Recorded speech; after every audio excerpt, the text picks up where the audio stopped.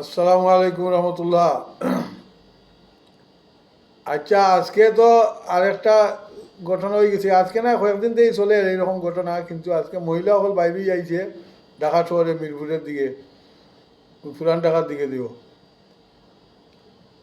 তখন গ্যাসের যে এই অবস্থা, গ্যাস নাই, কারেন্ট নাই। আবার তারা তারা ওই তার জ্বালানি মন্ত্রী এটা ইন্ডিয়া থেকে ইয়ে আনতো স্যার।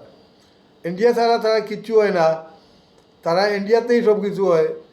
হ্যাঁ, এই ব্যবসায়ী এগুলা, আর এই যে সরকার আইলেই, আওয়ামী লীগ তো আর আছিল ইন্ডিয়ার দূষণ, এইটা বিএমপিটাও ইন্ডিয়ার দূষণ।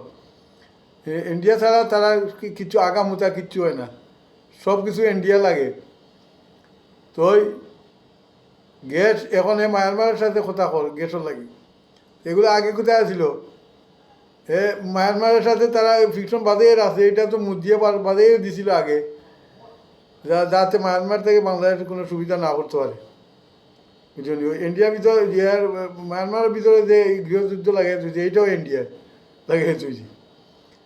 আচ্ছা, যাই হোক, এখন আমার কথা হইলো বাংলাদেশের মহিলা হল এত কষ্ট করতে থাকে, তাহলে এই যাও জমাতে ইসলাম বা 11 দল ইয়ার সচিবালয় ঘেরাও করছে, পুরা দেশের মানুষ সচিবালয় ঘেরাও করো, সচিবালয় ঘেরাও করো। কারণ ওই যে এই আমলা যেগুলো আছে, এই সচিবালয়ের মধ্যে সচিব যেগুলো আছে, এই এরা সচিব প্রশাসন, এই হারামকুরেরা হারামকুরি করিয়া এই সরকার, এইটারে সরকার বানাইছে, নাইলে এরা সরকার বানাইতে পারে না।